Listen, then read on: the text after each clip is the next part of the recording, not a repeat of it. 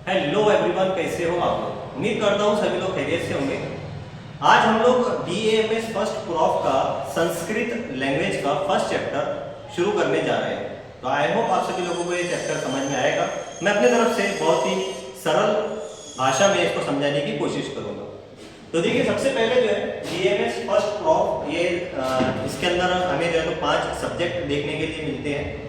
और टोटल हमारे 9 यूनिवर्सिटी के एग्जाम होते हैं 5 सब्जेक्ट में, जिसमें हमारे पास में आता है संस्कृत, उसके बाद में आता है क्रिया शारीर जिसे हम लोग ह्यूमन फिजियोलॉजी के नाम से जानते हैं, फिर आता है रचना शारीर जिसे हम लोग ह्यूमन एनाटॉमी के नाम से जानते हैं, और इसी तरह से हमारे पास में आता है पदार्थ विज्ञान, फिर उसके बाद में चरक संहिता संहिता के अंदर हमारे पास में चरक संहिता आता है और अष्टांग होता है। तो टोटल इस तरह से हमारे पास में 5 सब्जेक्ट होते हैं। तो आज इन 5 सब्जेक्ट में से हम लोग संस्कृत सब्जेक्ट का जो है फर्स्ट चैप्टर शुरू करने जा रहे हैं, संस्कृत वर्ण परिचय। तो बेसिक इसके अंदर बेसिक से शुरू करेंगे, अच्छे तरीके से आप लोगों को समझाने की पूरी कोशिश रहेगी। आप लोग भी अच्छे तरीके से बैठिए, सुकून से नोट्स बनाइए। जो चीज़ मैं यहाँ पे आपको लिखवा के दूंगा वो चीज़ आप लोग लिखिए। इसकी वजह से आपको बहुत ज़्यादा हेल्प होगी और अच्छे तरीके से समझ में आएगा। आपको क्या है, नोट्स बनाना बहुत ज़्यादा जरूरी है। जैसा मैंने लिखा है वैसा वैसा आप लिखते चलिए। तो संस्कृत वर्ण परिचय फर्स्ट अध्याय है, यानी फर्स्ट चैप्टर है। इसके अंदर ये टोटल जो है तो 5 मार्क्स के लिए पूछा जाता है। 5 मार्क्स के लिए यहाँ से पूछा जाता है, और सभी के सभी जो है तो फिल इन द ब्लैंक या फिर आप बोलेंगे MCQ टाइप क्वेश्चन यहाँ से पूछे जाते हैं। तो ये हमने देख लिया। सबसे पहले शुरू करते हैं संस्कृत का जो चैप्टर है, संस्कृत वर्ण परिचय। तो संस्कृत सबसे पहले हम देखेंगे संस्कृत क्या है। संस्कृत जो है, संस्कृत कैसा बना, तो ये मिलके बनता है संस सम प्लस कृत प्लस संस्कृत। संस्कृत जो है, जैसे ही हमारे कानों तक की ये बात आती है संस्कृत जैसे ही हम लोग वर्ड सुनते हैं तो हमें ये पता चलता है कि ये जो है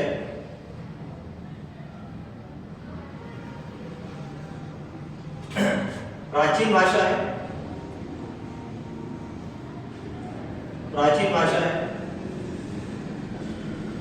भाषा की वह संस्कृत, क्योंकि जितने भी ग्रंथ, देखिए प्राचीन भाषा है, संस्कृत प्राचीन भाषा क्यों है,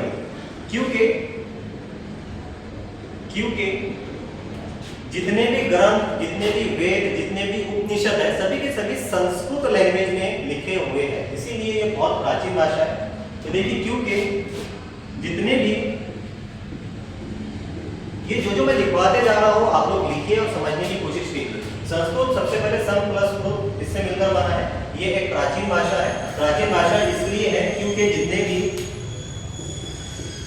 वेद, जितने भी ग्रंथ और उपनिषद, ये दिखाई दे रहा है इसके अंदर, और उपनिषद है, सभी के सभी संस्कृत में लिखे गए हैं, संस्कृत में लिखे हुए हैं। इसीलिए ये जो है जो एक प्राचीन भाषा है, ये जो है तो श्रेष्ठ जनों की भाषा है। श्रेष्ठ जनों की भाषा है। संस्कृत हम वर्ड सुनते हैं तो श्रेष्ठ जनों की भाषा है।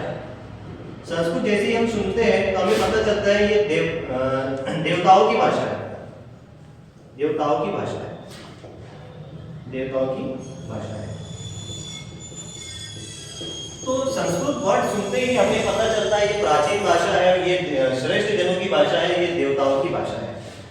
तो देखिए, ये देवताओं की भाषाओं को किस तरह से हम लोग भी सीखेंगे, किस तरह से सीखा जाता है, किस तरह से संस्कृत को जो है तो बनाया गया है, यानी कि उस भाषा का ग्रामर हम लोग यहाँ पे समझने की कोशिश करेंगे। तो देखिए, शुरू करते हैं आगे। आप लोग सबसे पहले लिख लीजिए, स्क्रीनशॉट ले लीजिए।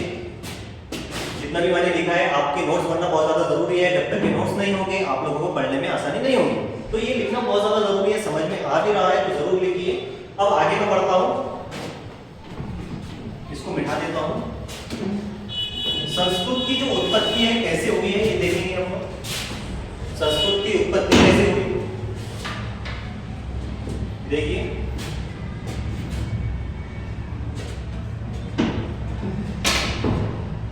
संस्कृत की उत्पत्ति कैसे हुई, ठीक है। संस्कृत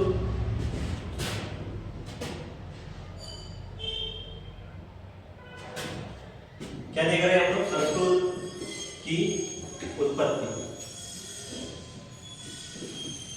यानी कि किस तरह से संस्कृत लैंग्वेज हम जो अभी पढ़ रहे हैं कैसे इसकी उत्पत्ति हुई है। तो जैसे ही संस्कृत की उत्पत्ति की बात आती है तो हमें सुनने में आता है त्रिमुनि। क्या सुनने में आता है? त्रिमुनि।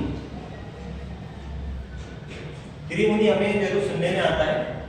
त्रिमुनि से याद रखना, त्रि यानी कि तीन लोगों के बारे में हम लोग यहाँ पे देखते हैं। तीन लोगों के बारे में हम लोग यहाँ पे देखते हैं। तो कौन कौन से तीन लोग हैं? देखिए, कौन से तीन लोगों के बारे में हम लोग देखते हैं। सबसे पहले हमें सुनने के लिए मिलता है महर्षि पाणिनि जी के बारे में। महर्षि पाणिनि जी के बारे में सुनने के लिए मिलता है। दूसरा जो है महर्षि पतंजलि के बारे में सुनने के लिए मिलता है। तीसरे जो है महर्षि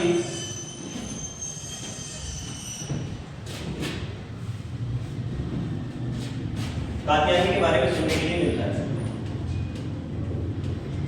तो ये तीन लोग हैं जिन्होंने जो है संस्कृत भाषा का, जो संस्कृत भाषा की उत्पत्ति हुई है, तीन लोगों ने काम किया। इसमें भी जो महर्षि पाणिनि जी जो है, इनका, महर्षि पाणिनि जी का, तो यहाँ पे क्या लिखेंगे, इनका जो है तो योगदान संस्कृत के अंदर सबसे ज्यादा है। पाणिनि जी का संस्कृत में सबसे, दिख रहा होगा आप लोगों को, ज्यादा योगदान है। जो संस्कृत भाषा है इसके अंदर सबसे ज्यादा योगदान पाणिनि जी का है। तो हमने सबसे पहले ये बेसिक देखा किस तरह से संस्कृत लैंग्वेज जो है तो आई है। अब इसके बाद में हम आगे बढ़ते हैं। जो हमारा टॉपिक है संस्कृत वर्ण परिचय, उसके ऊपर हम लोग जाते हैं। आप लोग स्क्रीनशॉट निकाल लीजिए या फिर लिख लीजिए।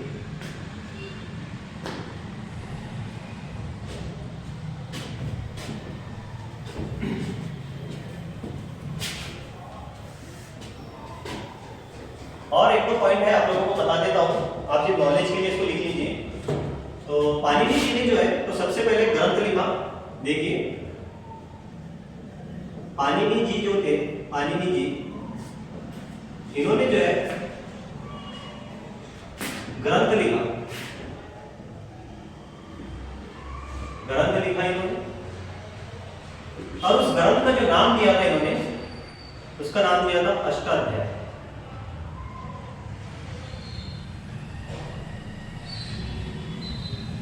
अष्टाध्याय हो सकता है थोड़ा सा लिखने में मिस्टेक हो, आप लोग देख लीजिए। तो ये अष्टाध्याय जो है, इन्होंने एक ग्रंथ लिखा था जिसके अंदर 8 अध्याय थे, यानी कि 8 चैप्टर थे, 8 अध्याय थे इसके अंदर। और हर एक अध्याय के अंदर, एक अध्याय के अंदर 4 पाठ थे, ठीक है। अभी जो अष्टाध्याय था ये बहुत बड़ा था, बहुत लंबा था। अब इसे शॉर्ट करने के लिए हमारे पास में भट्टिज दीक्षित साहब, इसके बाद में जो आते हैं हमारे पास में, वो आते हैं, मैं कलर चेंज कर लेता हूं थोड़ा सा पेन का। फिर आते हैं हमारे पास में भट्टिज दीक्षित।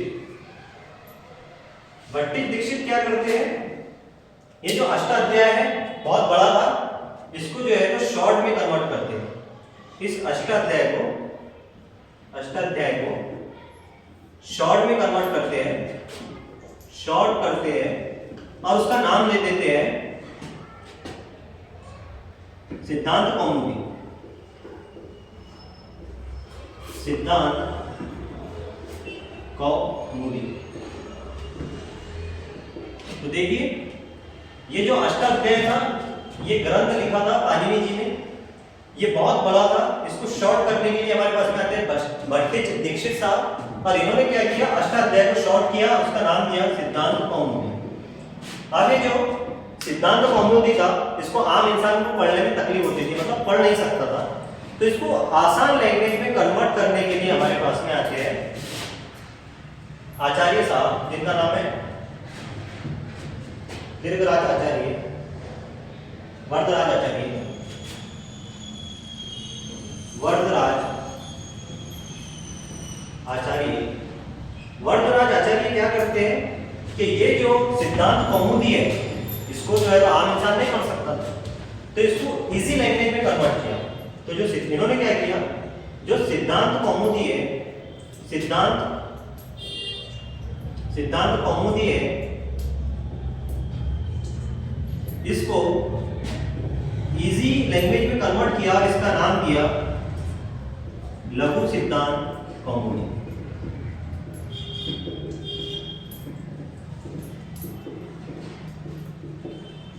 इन्होंने नाम क्या दिया इसका, लघु सिद्धांत कौमुदी। ये जो है तो बहुत ही इजी लैंग्वेज में था, और इसको कोई भी आम इंसान पढ़ सकता था। तो कुछ इस तरह से संस्कृत पढ़ने के लिए इस तरह से योगदान रहा है। आप लोग इसका स्क्रीनशॉट ले सकते हो या फिर इसे लिख सकते हो। तो फिर इसके बाद में मैं जब आगे के टॉपिक पे चलता हूँ, आप साथ ही साथ नोट्स बनाते चलिए, बहुत ज्यादा इंपॉर्टेंट है, हर चीज आपको बहुत इजी लैंग्वेज में मैं बताने की कोशिश कर रहा हूँ।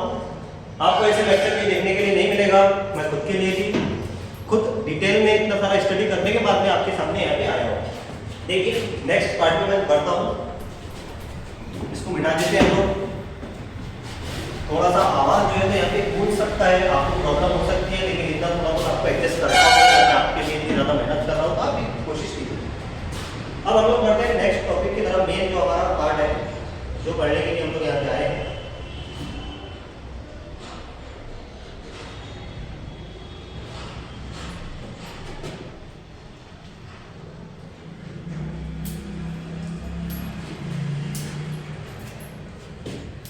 वर्ण देखिए। सबसे पहले हम टॉपिक के ऊपर आते हैं, वर्ण। संस्कृत का वर्ण परिचय हम लोग देख रहे हैं, वर्ण किसे कहते हैं। तो वर्ण जो है, तो ये किसी भाषा की सबसे छोटी इकाई को हम लोग वर्ण कहते हैं। किसे कहते हैं वर्ण? किसी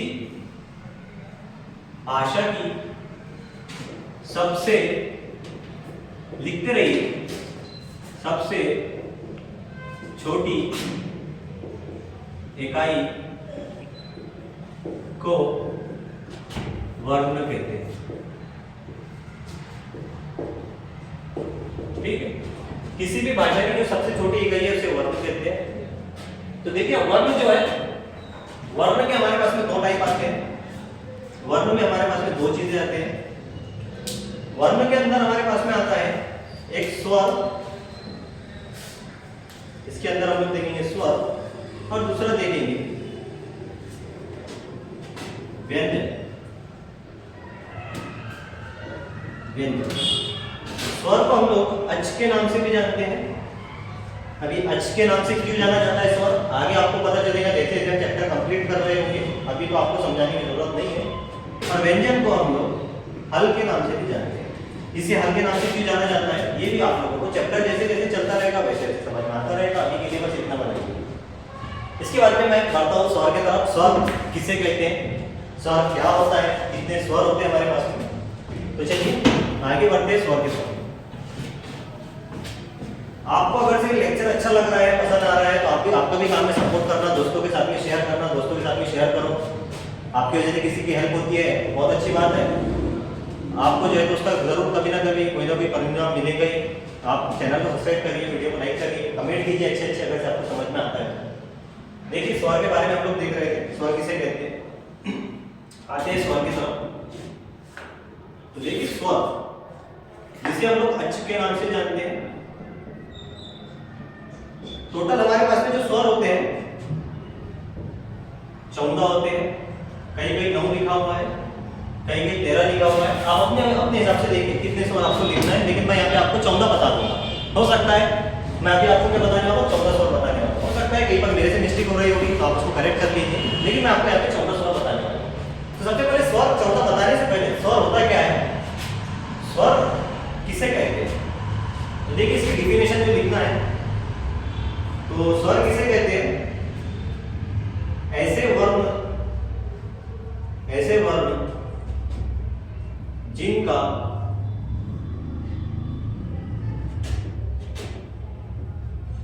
उच्चारण करने में किसी और वर्ण की सहायता न लेना पड़े। ठीक है, स्वर ऐसे वर्ण हैं जिनका उच्चारण करने के लिए किसी और वर्ण की आपको सहायता लेने की जरूरत नहीं है। यानी कि ऐसे छोटे इकाई है ये कि ये अपने आप में कंप्लीट है, इन्हें बोलने के लिए आपको किसी दूसरे शब्द को उसके अंदर जोड़ने की जरूरत नहीं है। क्या है, ये अपने आप में यहाँ पे पढ़ लिख सकते हैं, तो ये अपने आप में क्या है, कंप्लीट है। यानी कि इसे ये आगे अधूरे नहीं है, इन्हें बोलने के लिए किसी और चीज की जरूरत नहीं पड़ेगी। तो देखिए कैसे, फॉर एग्जाम्पल यहाँ पे स्वर मैं आपको लिख के बताता हूँ। जो स्वर है ओ, अब ओ मैं बोल रहा हूँ, तो क्या ये ओ मैं बोल रहा हूँ यहाँ पे, ये ओ बोलने के लिए मुझे किसी और स्वर की जरूरत पड़ी, किसी और दूसरे कोई चीज की उसके अंदर जोड़ने की जरूरत पड़ी नहीं, मैंने डायरेक्ट बस ओ कह दिया और वो लिख दिया। तो ऐसे वर्ण जिन्हें बोलने के लिए किसी और चीज को उसके अंदर जोड़ने की जरूरत ना पड़े, ये अपने आप में कंप्लीट होते हैं। ऐसे वर्ण जिनका उच्चारण करने के लिए किसी और वर्ण की जरूरत ना पड़े, किसी और वर्ण की सहायता न लेनी पड़े, उसे ही स्वर कहते हैं। तो सबसे पहले आता है हमारे पास में ओ, आ, ई, उ, ऊ, फिर आता है री, ली, ए, ऐ, ओ, औ, आ। तो टोटल देख लीजिए 1 2 3 4 5 6 7 8 9 10 11 12 13 14। ये 14 स्वर मैंने आप लोगों के सामने लिखे। ये ऐसे वर्ण हैं जिन्हें बोलने के लिए किसी और वर्ण की आपको जरूरत नहीं पड़ेगी, आप डायरेक्ट लिख लीजिए, डायरेक्ट बोल दीजिए। इसमें भी ये देखिए, ये जो लास्ट में दिख रहा है आपको, इससे हम लोग कहते हैं अनुस्वार, अनुस्वार कहते हैं। और ये जो है इसे हम लोग कहते हैं विसर्ग। ये लिख लीजिए आप, आपके काम में आएगा, आगे भी हम लोग पढ़ेंगे। जिसे अनुस्वार कहते हैं, इसे विसर्ग कहते हैं। और ये जो है, ये ना ही पूरी तरीके से, ना ही पूरी तरह से स्वर है और ना ही व्यंजन। ये दोनों ना ही पूरी तरीके से स्वर है और ना ही पूरी तरीके से व्यंजन है। लेकिन यहाँ पे मैंने आपके सामने यहाँ स्वर में देखा, आप एडिशनल पॉइंट लिख सकते हो, इस तरह से नोट बनाइए। तो देखिए हमने सबसे पहले स्वर देखा, स्वर किसे कहते हैं, कितने स्वर है, ये आपके सामने होगा। अब मैं बढ़ता हूँ व्यंजन की तरफ। व्यंजन देखते हैं, व्यंजन किसे कहते हैं। वो शुरू है वहां से, चल रहा है प्रॉब्लम, कहीं पे कुछ प्रॉब्लम है तो इशारा कर देना वहां से। कैमरामैन हमारे बहुत ही बड़े इंसान है, मतलब पद में बहुत ज़्यादा बड़े हैं, आप लोगों के सामने जरूर मुलाकात करवाऊंगा।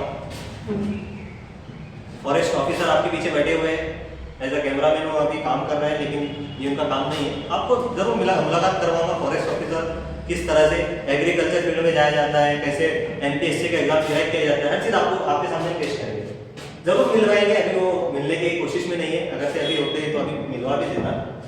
तो सर हमारे पीछे बैठे हुए हैं, हमारी हेल्प कर रहे हैं, तो उनके लिए भी आपको एक लाइक जरूर बनता है।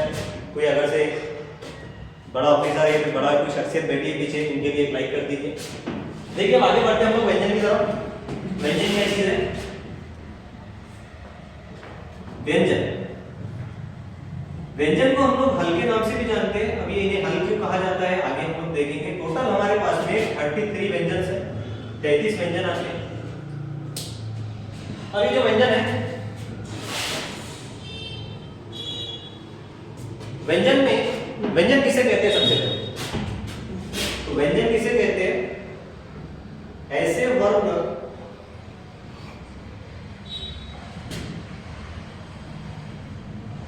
जिनका उच्चारण बोले तो बोलना, जिन्हें बोलना, जिनका उच्चारण करने के लिए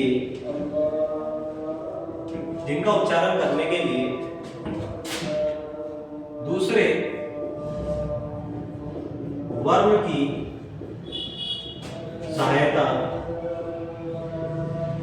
हो, यानी कि ऐसे वर्ण जिनका उच्चारण करने के लिए दूसरे वर्ण की सहायता हो, यानी कि ये अपने आप में क्या है? इनकम्प्लीट है। इनकम्प्लीट है, इसीलिए इनको क्या करना पड़ रहा है? कंप्लीट करना पड़ रहा है। फॉर एग्जांपल, आप सभी लोग अभी अगर सिंगल होंगे तो इनकम्प्लीट है, शादी हो गई तो कंप्लीट हो गए। यानी कि आपको कंप्लीट करने के लिए आपको कोई ना कोई एक शख्स की जरूरत पड़ रही है। कुछ इसी तरह से व्यंजन जो है ऐसे वर्ण हैं जिनका उच्चारण करने के लिए, जिन्हें बोलने के लिए हमें किसी और वर्ण की जरूरत पड़ती है। ये अपने आप में इनकम्प्लीट होते हैं, आधे अधूरे होते हैं। क्या होते हैं? आधे अधूरे होते हैं। तो व्यंजन में हम पढ़ते हैं, टोटल हमारे पास में 35 व्यंजन है। सबसे पहले हमारे पास में आता है कोवर्ग। क्या आता है? कोवर्ग। कोवर्ग, ठीक है। कोवर्ग आता है हमारे पास में। कोवर्ग के अंदर हमारे पास में आता है को, खो, गो, घो, अंग, ठीक है। तब देखिए कोवर्ग लिखा मैंने, चलो सही है। को, खो, गो, घो, अंग, ये सारी चीजें आती है उसके अंदर। लेकिन ये जो नीचे डंडी है, ये डंडी सर काहे की लगाई तुमने? तो ये डंडी क्यों लगाई जाती है? तो देखिए ये जो डंडी है इसको कहा जाता है हलंता। क्या कहा जाता है? हलंता। तो ये हलंता कब लगाया जाता है? जब कोई वर्ण आधा अधूरा हो, वो रिप्रेजेंट करता है कि ये वर्ण आधा अधूरा है। ये लगाया जाता है जब कोई वर्ण अधूरा हो, तब इसे लगाया जाता है। ये बताने के लिए कि ये जो है कि आधा अधूरा है, इसको कंप्लीट करने के लिए अभी क्या जरूरत है?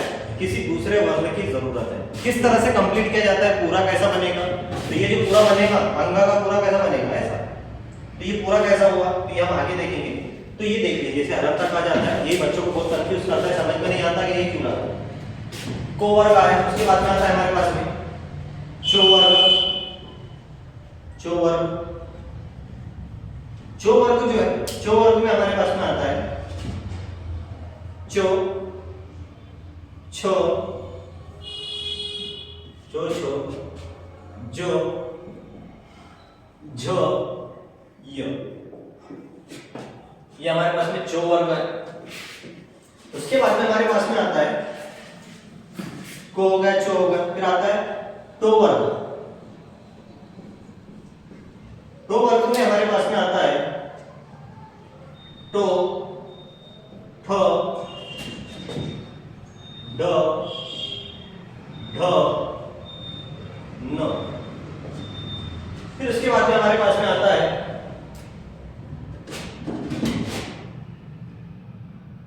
तो वर्ग। आप लिखिए, मैं जैसे जैसे यहाँ पे लिखा रहा हूं, आपका काम है यहाँ पे लिखना। तो वर्ग, इसके अंदर आता है तो, थ, दो, ये लिखना जरूरी है, छोड़ना नहीं है। दो, धो, न। अगर से आपको आता भी है तो लिखिए, नहीं भी आता है तो लिखिए, लिखना बहुत जरूरी है। फिर आता है को वर्ग। को वर्ग में हमारे पास में वर्ण आते हैं पो, फो, ब, भो, मो। तो देखिए ये हमने सबसे पहले क्या देखा? को वर्ग, चो वर्ग, टो वर्ग, ये सारी चीजें देखी। ये टोटल हमारे पास में कितने हो गए? 25 वर्ण हो गए। कितने हो गए? वर्ण 25 हो गए। ऐसा देखो, हर एक वर्ग में 1 2 3 4 5 वर्ण है। 5 1 5 5 2 10 5 3 15 5 4 20 5 5 25, ये हो गए 25 वर्ण। लेकिन हमने तो देखा क्या, व्यंजन के अंदर 33 वर्ण होते हैं, तो ये अभी 25 हुए। अब बाकी के आगे देखेंगे, ठीक है। 25 हो गए, कितने हो गए? यहाँ पे लिख रहा हूँ 25 हो गए, 25 हो गए। अब इसमें हमने 33 देखना है। आगे चल के ये भी देखेंगे, को वर्ग को कंठा वर्ण क्यों कहते हैं, चो वर्ग को तालिया वर्ण क्यों कहते हैं, टो वर्ग को मूर्धन्य वर्ण क्यों कहते हैं, तो वर्ग को दंत्या वर्ण क्यों कहते हैं, पो वर्ग को कोष्ठ्या वर्ण क्यों कहते हैं। ये अभी हम नहीं देखेंगे, आगे देखेंगे। ये सिर्फ आपको नॉर्मल बताया, व्यंजन देख रहे थे हम लोग। कितने हो गए, 25 वर्ण देखे हमने व्यंजन में, टोटल 33 हमारे पास में व्यंजन है। इसको मिटाता हूं मैं। अब आगे देखिए 25 हो गए, 8 चाहिए अपने को। अब देखिए अर्धस्वर, अर्धस्वर यानी कि आधे स्वर, आधे स्वर, आधे स्वर की तरह जो काम करते हैं। स्वर तो अपने आप में पूरे होते हैं, व्यंजन तो अपने आप में आधे अधूरे होते हैं। अब ये अर्ध स्वर क्या है, इसके अंदर ये यानी कि जो आधे स्वर की तरह काम करते हैं, व्यंजन ही है। देखिए हमारे पास में आता है यो, रो, लो, वो। इसको हम यन कहते हैं। क्या कहते हैं इसको हम लोग, क्या कहते हैं, यन। इसको हम लोग यन कहते हैं। ये लिखते चलिए साथ ही साथ, यन कहते हैं इसे। उसके बाद में आता है शो, शो, सो, हो। इसे हम लोग शल कहते हैं। क्यों कहते हैं आगे देखेंगे। उसके बाद में आता है अक्ष, इग्न्या। ठीक है, देखिए 33 हमारे पास में व्यंजन है। 25 हम लोग देखें, 25, 26, 27, 28, 29, 30, 31, 32, 33, 34, 35। तो ये दोनों को छोड़ देने का, यहाँ तक कि हम टोटल हमारे पास में क्या हो गया, 33 व्यंजन हो गए। ये दोनों को भी छोड़ने का, क्योंकि इन्हें कभी कभी हम लोग व्यंजन के अंदर कंसीडर करते हैं, कभी नहीं करते हैं, वो बाद में देखेंगे। तो ये अभी हम लोगों ने टोटल पूरा वर्ण देख लिए। वर्ण के अंदर हमने देखा सबसे पहले स्वर, स्वर कितने हैं, व्यंजन, व्यंजन कितने हैं, व्यंजन कैसे होते हैं, वो सारी चीजें हमने यहाँ तक के देख चुके। अब आगे बढ़ते हैं किस तरह से ये जो इनकम्प्लीट व्यंजन है, ये हलंता लगे हुए व्यंजन है, इसको किस तरह से कंप्लीट करना है। चलिए आप लोगों को सिखाता हूँ इसे कंप्लीट कैसे किया जाता है। स्क्रीनशॉट ले लीजिए, नोट्स बना लीजिए, बहुत मजा आएगा। हर एक चीज आपको डिटेल में लिखवा के दूंगा। आपको काम बस इतना ही है कि ये चैनल को सब्सक्राइब करना है, वीडियो को लाइक करना है। इससे ज्यादा मैं आपसे कुछ नहीं मांग रहा हूँ, बस यही चीज है। अब देखिए किस तरह से कंप्लीट किया जाता है। ये को है, क्या है, को। ये जो है को, ये को अभी ये व्यंजन है। क्या है, व्यंजन। व्यंजन में देखा ना हमने इसको, ये क्या है, व्यंजन है, ये व्यंजन है। इसको अभी हमने देखा व्यंजन के अंदर ही देखा ना को। ये अभी क्या है, व्यंजन कैसे होते हैं अपने को पता है, अधूरे होते हैं। कैसे होते हैं, अधूरे होते हैं, यानी कि इनकम्प्लीट होते हैं। अब इसको कंप्लीट करना है, इसको पूरा करना है। पूरा करने के लिए हमारे पास में स्वर है, इसमें कोई भी स्वर जोड़ो, जैसा कि ओ जोड़ दिया इसके अंदर। अब ये कंप्लीट है, इसीलिए यहाँ पे डंडे ही क्या, डंडे नहीं आएंगे क्योंकि कंप्लीट है, हलंता नहीं आएगा। तो ये जो है हमारे पास में, ये क्या है, स्वर है। स्वर हमने टोटल 14 देखा था, ओ आ ई। ये क्या है हमारे पास में, स्वर है, स्वर है। तो ये जो हमारे पास में व्यंजन है, व्यंजन को कंप्लीट करने के लिए दूसरे वर्ण की जरूरत पड़ती है। कि हमने यहाँ पे दूसरा वर्ण स्वर यहाँ पे दिया, को, या आधा अधूरा था, इसमें ओ मिला दिया, पूरा पूरा को बन गया। क्या हो गया अभी, ये हो गया कंप्लीट, ये हो गया कंप्लीट। ठीक है, आगे हम आप लोग समझ किस तरह से करना है। अब अगर से देखिए सर, अगर से ऐसा होता तो ये को ऐसा होता और यहाँ पे आ होता, तो फिर क्या हो जाता। तो देखिए ये को है, जब इसमें ओ मिलाया तो को बना, को है, आ मिलाया तो का बना, है बराबर। इसी तरह से सर अगर से ऐसा होता, को है, इसमें अगर से ई आता तो क्या बनता, को में ई आता तो की बनता। सही है। इसी तरह से सर ये को है, इसमें ई बड़ा ई आता तो क्या बनता, तो बड़ा की बनता। बस ये है। इस तरह से सर अगर से ये को है, इसमें ऊ आता तो क्या बनता, ऊ बनता। इसी तरह से को है, इसमें रू लगा दिया जाए तो क्या बनेगा, क्रू बनेगा, क्रू बनेगा। जोड़ते चले जाओ। इस तरह से पूरे किए जाते हैं व्यंजन। ठीक है, ये भी बना लीजिए, पूरा लिख लीजिए आप, पूरे स्वर यहाँ पे सब लगा के देखिए, वो जितने स्वर है सब यहाँ पे लगा के देखिए, अच्छे तरीके से बन जाएगा। शुरू है वहां से शुरू है, ठीक है। तो देखिए कुछ इस तरह से हमने देखा किस तरह से व्यंजन को पूरा किया जाता है। अब आगे की तरफ बढ़ते हैं हम लोग, आगे की तरफ बढ़ते हैं, आगे क्या देखना है वो भी देख लेते हैं। आगे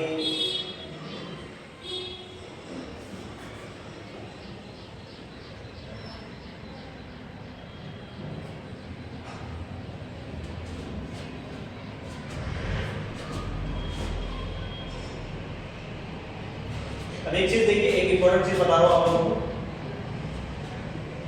ऐसा डब्बा बना के यहाँ पे लिखना है आपको। अक्षर जो है, अक्षर, तो ये को प्लस आदर्शो प्लस को, इससे मिलकर बना है, ये नोट कर लीजिए, आपको काम में आएगा। इसी तरह से इग्निया जो है, ये गो प्लस यो प्लस नो प्लस ओ से मिलकर बना है। प्रो, पो प्लस रो प्लस ओ से मिलकर बना है। बस ये चीज आप लोग नोट कर लीजिए। अब हम आगे बढ़ते हैं, आपको एक दो पॉइंट बता रहा हूं किस तरह से आपने लिख लिया, देखिए। अब आगे बढ़ते हैं लोग। अगर से आपको ऐसा दिया जाए देवहा और कहा जाए कि इसको कंप्लीट, इसको देखो क्या कैसा बना हुआ है, तो देखिए अब जो हमने पढ़ा यहाँ पे किस तरह से काम में आता है। अभी तक के हमने जो पढ़े ना, ये सारी चीजें यहाँ पे देखेंगे। देवहा अगर से लिखा हुआ है तो इसको कैसे आपको पूरा खोलना है, तो देखिए देवहा में दो है, आधा आधा दो है, दो को कंप्लीट करने के लिए हमें क्या लगाना होता है, स्वर, पूरा दो बन गया। क्या हो गया, दो बन गया पूरा। दो में ओ बना है तो क्या बन गया, दो बन गया। ये पूरा क्या बन गया, दो बन गया।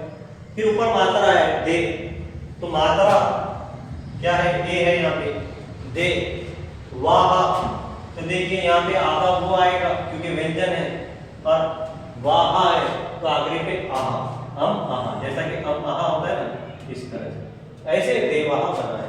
इस तरह से आप लोग जो है, आपको जितने एग्जाम्पल दिए जाए उतने आप लोग आराम से कर सकते हो। फॉर एग्जाम्पल आपको यहाँ पे किसने दिया, प्रति, प्रति बताओ कैसे बना है, कुछ भी नहीं। तो सबसे पहले आप लोगों को तो पता है प्रो जो है कौन कौन सी चीजों से मिलकर बना है, तो प्रो के अंदर आधा को है, रो है, प्लस को है, तो ये तीनों चीजें यहाँ पे उठा के लिख दो, क्या हो जाएगा, प्रो का जो है आधा को, रो ओ, तो ये क्या हुआ, इसे हमने प्रो के बारे में लिखा, प्रो ती, तो यहाँ पे क्या है, आधा को है और छोटा ई है, खत्म। बस ऐसा आपको वो जो आपने अभी पढ़ा वो सारी चीजें यहाँ पे आपके काम में। चलिए इसको यहीं पर खत्म करते हैं, आगे बढ़ते हैं, फटाफट कोर्स बनाइए, आगे बढ़ते हैं हम लोग टॉपिक के ऊपर।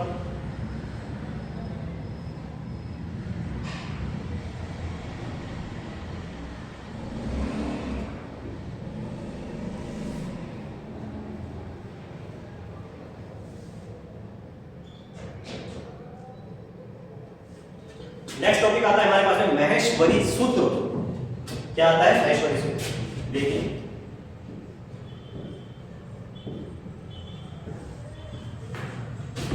महेश्वरी सूत्र आता है हमारे पास।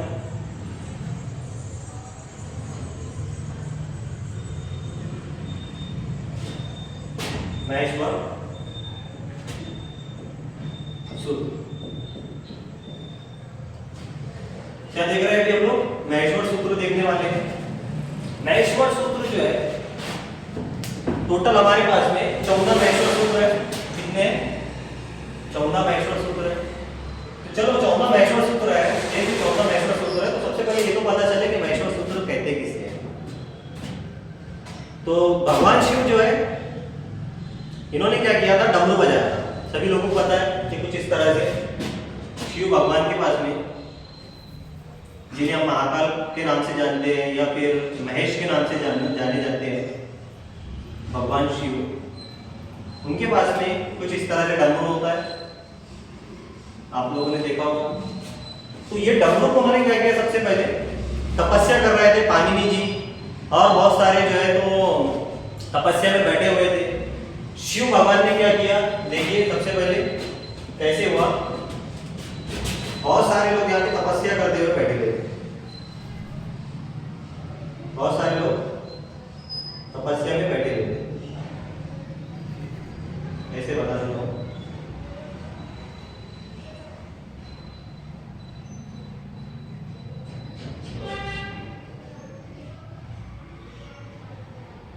बहुत सारे लोग तपस्या में बैठे हुए थे। लेकिन ये जो पाणिनि जी जो थे, पाणिनि जी, महर्षि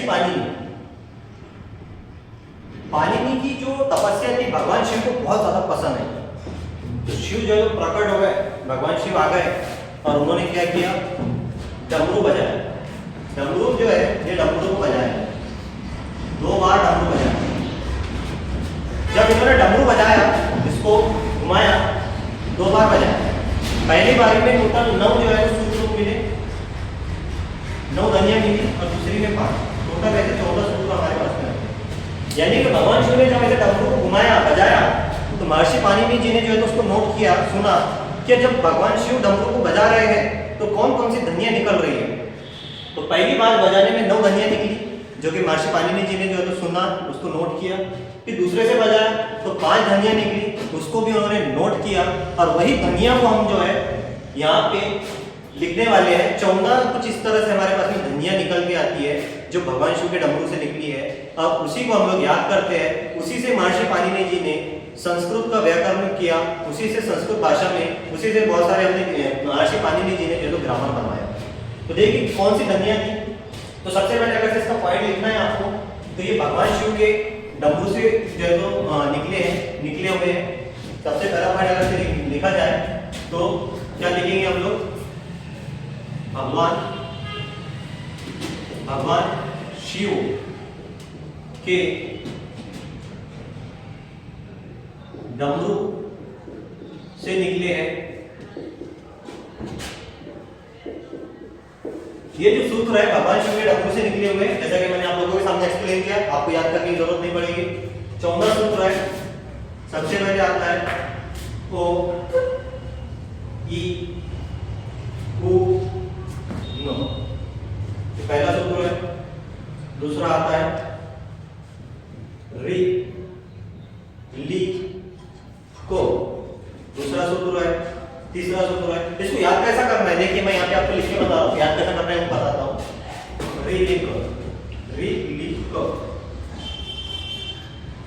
ए ओ अंग, ठीक है। उसके बाद में आता है ए औ चो। तो ये जो 4 है, पहले के 4, इन चारों को हम लोग स्वर कहते हैं, ये स्वर में आते हैं, ठीक है। जैसे हम लोग अच्छी प्रत्याश के नाम से जानते हैं, आगे देखेंगे। ये 5वां आता है हमारे पास में ह यो आयो वो रो तो। फिर छठा आता है हमारे पास में लो नो। फिर 7वां आता है हमारे पास में यो मो अंग नो नो मो। फिर 8वां आता है हमारे पास में झ भ य। फिर 9वां आता है ग द ध श। फिर 10वां आता है ज ब ग ल द श। फिर 11वां आता है हमारे पास में ख फ छ ठ थ च ट त वो। फिर 12वां आता है को पो य। और 13वां आता है शो शो सो रो और चौदह का आता है हो लो।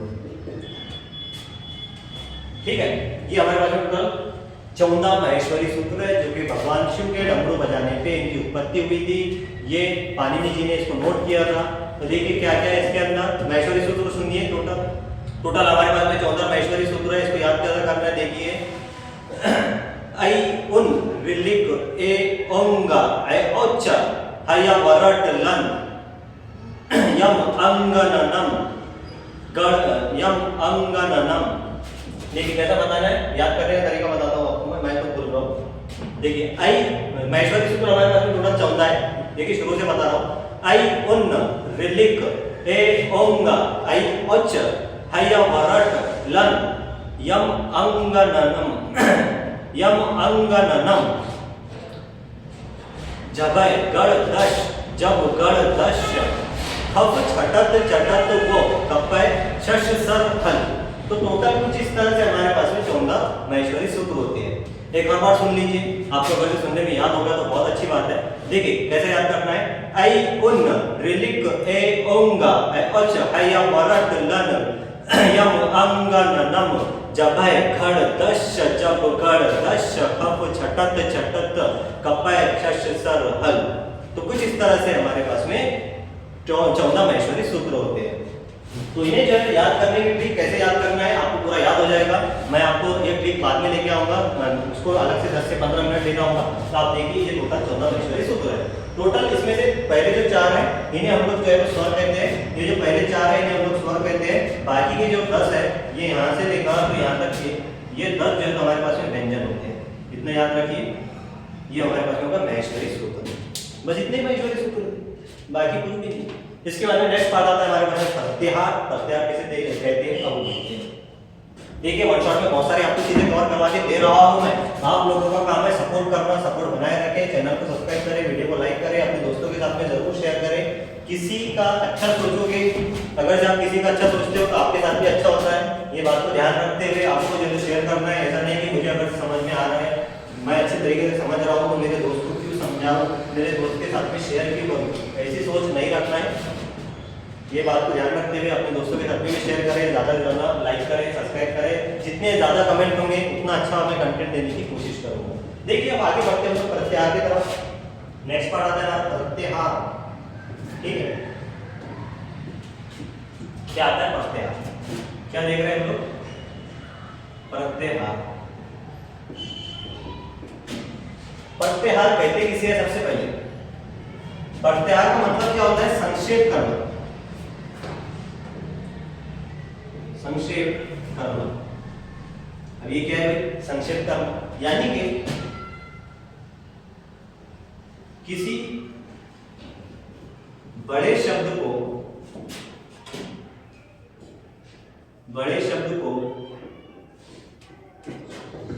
छोटे शब्द में कन्वर्ट करना। देखिए प्रत्याहार का मतलब क्या होता है? संक्षेप करना। संक्षिप्तीकरण भी बोल सकते हैं, संक्षेप करना।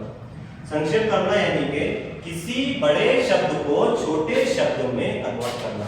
यानी कि कोई बड़ा शब्द है उसको छोटे, बड़ी बात को छोटे बात में कहने का तरीका, उसे प्रत्याहार कहते हैं। प्रत्याहार जो है सबसे पहले इसमें हमारे पास में आता है एक पॉइंट आता है, मैं बोल रहा हूँ देखने को।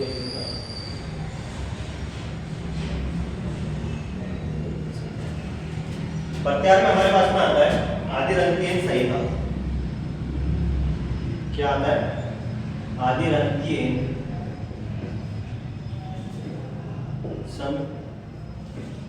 संहिता या फिर संहिता, शायद संहिता कहते हैं इसे, देख लेना आप लोग। तो आदिरंत्येन संहिता ये जो सूत्र है, इसका मतलब क्या होता है? देखिए प्रत्याहार, देखिए प्रत्याहार की डेफिनेशन आप लोगों को चल रही है, ये कोई नवा चीज नहीं है। आदिरंत्येन संहिता लिखिए, प्रत्याहार समझा रहा है कि नहीं, क्या नई चीज पे आ गया? ये नई चीज पे नहीं है, इसी को समझाने की कोशिश है। प्रत्याहार का मतलब है संक्षेप करना, यानी कि कोई बड़ी चीज को छोटी चीज में कन्वर्ट करना। प्रत्याहार का मतलब है, इसका सूत्र है आदिरंत्येन संहिता। इसका मतलब क्या है? प्रत्यार कैसे बनता है, आदि अंत्यन संहिता का मतलब है प्रत्यार बनता कैसे है। तो देखिए सबसे पहले आता है हमारे पास में आदि ही, हो सकता है कि लिखने में मैं आगे पीछे ब्लैंक भी लगा दूं, ये आपकी जिम्मेदारी है देखना। आदि, इसको तोड़ने का, ये जो पूरा वर्ड है ना आदि अंत्यन, इसको तोड़ने का, आदि ये रो को इसमें कन्वर्ट कर दिया, अंत्यन, अंत्यन संहिता,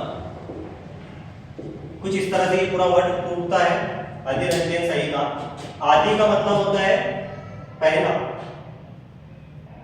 पहला, अंत्यन का मतलब होता है अंतिम, अंतिम यानी कि आखिरी। सा का मतलब होता है के साथ, और ईता का मतलब होता है इत संज्ञक, इत संज्ञक वर्ण। सर हमें आदि का मतलब समझ में आया, पहला जो होगा, पहला वर्ण होगा उसको आदि कहते हैं। अंतिम का वर्ड समझ में आया, जो आखिरी वर्ण होगा उसको अंतिम कहते हैं। सा का मतलब समझ में आया, के साथ वाले को कहते हैं, के इनके साथ वाला कोई तो कुछ तो भी होगा। लेकिन इता जो है इस संज्ञक वर्ण ये समझ में नहीं आया। इस संज्ञक वर्ण कहते हैं किसको है, तो देखिए कि आपको साइड में बता देता हूं। महेश्वरी सूत्र है, फॉर एग्जांपल सबसे पहला आई उन, अ ई उ न, आई उन, ये पहला वर्ड है। दूसरा हमारे पास में दूसरा जो था रिलिक, रिलक। तीसरा हमारे पास में इसी तरह से था ए ओंगा, ए ओ अंगा। इसी तरह से चौथा था हमारे पास में ए और च। तो ये हमारे पास में देखिए, मैं पूरे तो नहीं लिख रहा, 4 लिख के बता दिया। तो ये जो हमारे पास में ये जितने भी पहले के शब्द है, ये जो भी पहले के हैं, ये आखिरी वालों को छोड़ के ये सबके सब क्या हो गए आदि। बात सही, आदि यानी कि जो पहले वाले वर्ण है, ठीक है। अंतिम जो आखिरी वाले हैं, ये जो आखिरी वाले हैं,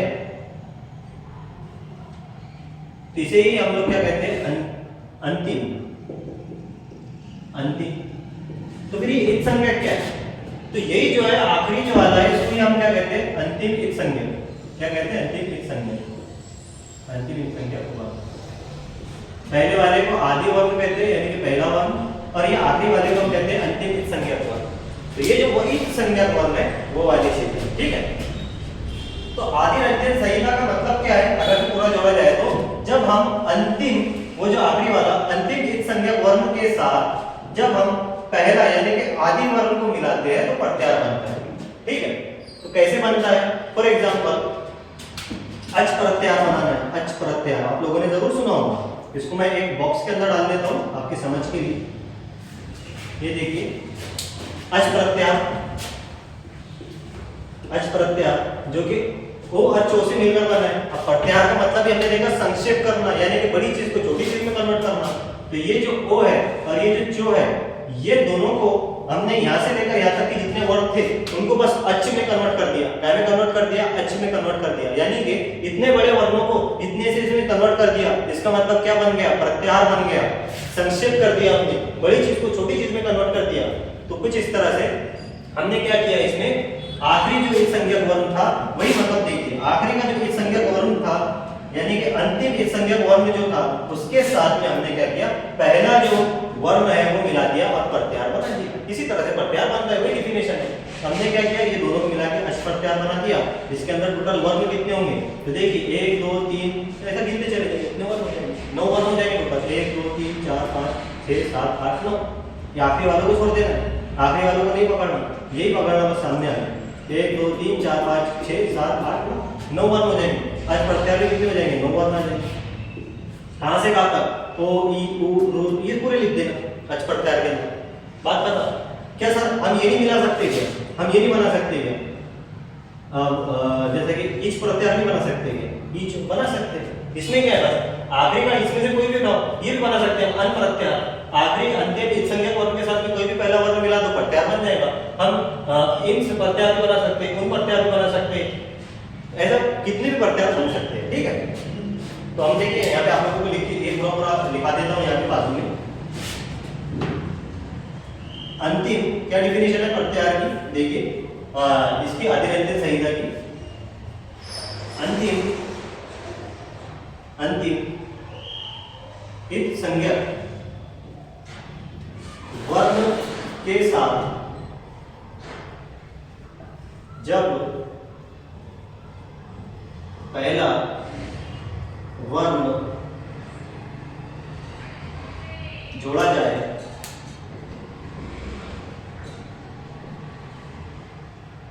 ठीक है, पहला वर्ण जिसे हम कहते हैं क्या, आदि वर्ण जोड़ा जाए तो प्रत्याहार बनता है। तो क्या होता है, प्रत्याहार बनता है। यही कहना चाहता है आदिरंजन संहिता। प्रत्याहार कैसा बनता है, आदिरंजन संहिता ने बताया, मतलब कि आदि यानी कि पहले का वर्ण, रंजन यानी कि अंतिम का इस संज्ञक वर्ण को जब हम मिलाते हैं तो प्रत्याहार बनता है। वही उसका मतलब है, आप ये लिख सकते हो। ठीक है, अब लगभग आधा पोर्शन हमारा, आधा चैप्टर यहाँ पे खत्म हो चुका है। मालूम, पता भी नहीं चला आप लोगों को किस तरह जितनी जल्दी हम लोगों ने आधे से भी ज्यादा चैप्टर खत्म कर दिया। आधे से भी ज्यादा चैप्टर खत्म हो गया, बस थोड़ा सा लास्ट का पार्ट बचा हुआ है, चैप्टर ही खत्म होने वाला है। बस देखिए किस तरह से चैप्टर हम यहाँ पे खत्म कर रहे हैं। तो कुछ इस तरह से हमने देखा प्रत्याहार कैसा बनता है, ये सारी चीजें। ठीक है, अब देखिए आगे हम लोग बढ़ते हैं।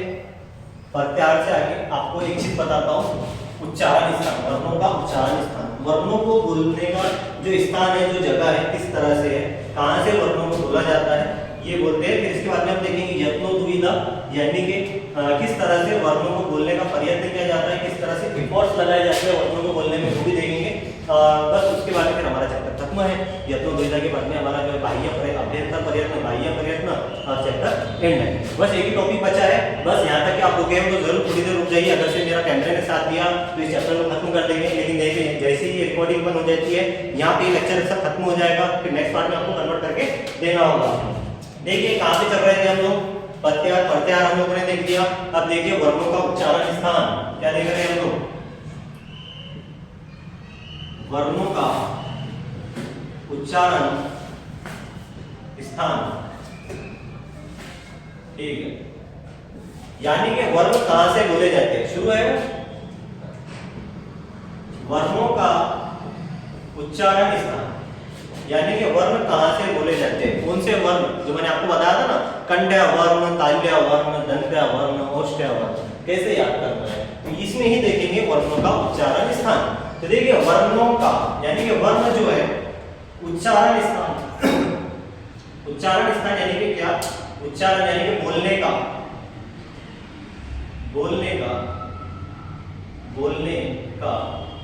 स्थान, स्थान यानी कि जगह, यानी कि कौन से वर्ण कौन सी जगह से बोले जाते हैं, कौन से वर्ण ये कंठी से बोले जाते हैं, कौन से तालु के पास से बोले जाते हैं, तो वही चीज हम लोग इसके अंदर देखने की कोशिश करेंगे। तो सबसे पहले आपको एक डायग्राम बता देता हूँ बना के। ये देखिए, ये कुछ इस तरह से खूबसूरत सा शख्स है, ये आप हो, नाक दिख रही है, ये होठ दिख रहे हैं आप लोगों को, और ये बहुत बढ़िया मैंने यहाँ पे पेंटिंग बनाई हुई है, आप लोग देख लीजिए,